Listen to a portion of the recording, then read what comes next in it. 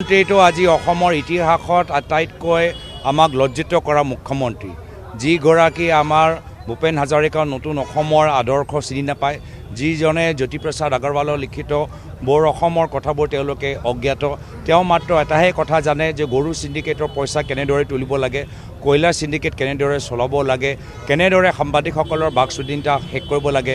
তেওঁ অসম বৰ অসম অসমীয়া আদৰ্শ কথা একো কথা নাজানে, মাত্ৰ নিজৰ পৰিবাৰক কেনেদৰে ধনী কৰিব পাৰে, বিভিন্ন ঠাইত মাটি কেনেকৈ ল'ব পাৰে সেয়া লৈ তেওঁ বেছি চিন্তা কৰে। আৰু সেইকাৰণে তেওঁৰ জ্ঞান নথকাৰ বাবে মই বেছি আচৰিত নহয়।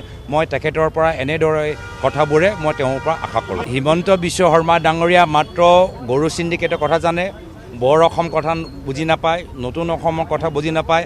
তেওঁ মাত্ৰ গৰু চিণ্ডিকেট, কয়লা চিণ্ডিকেট, পাথৰ চিণ্ডিকেট, সেই ৪-৫জন বিধায়ক মন্ত্ৰী লৈ ক'ত তেওঁলোকে মাটি ল'ব পাৰে, বসুন্ধৰাৰ নামত মানুহৰ পৰা প্ৰিমিয়ামত বেছি ল'ব পাৰে, চাৰিওফালে মদৰ দোকান খুলি নিজৰ ধাৰুৱা চৰকাৰৰ ধাৰ কেনেকৈ মাৰিব পাৰে সেয়া লৈ তেওঁলোকে চিন্তিত। সেইকাৰণে বৰ অসম নতুন অসমৰ কথা মুখ্যমন্ত্ৰী নজনা আমাৰ বাবে একো ডাঙৰ কথা নহয়, কোনো আচৰিত লগা কথাবোৰ নহয়। তেখেতৰ পৰা এনেধৰণৰ জ্ঞান নথকা কথাবোৰে আমি আশা কৰোঁ।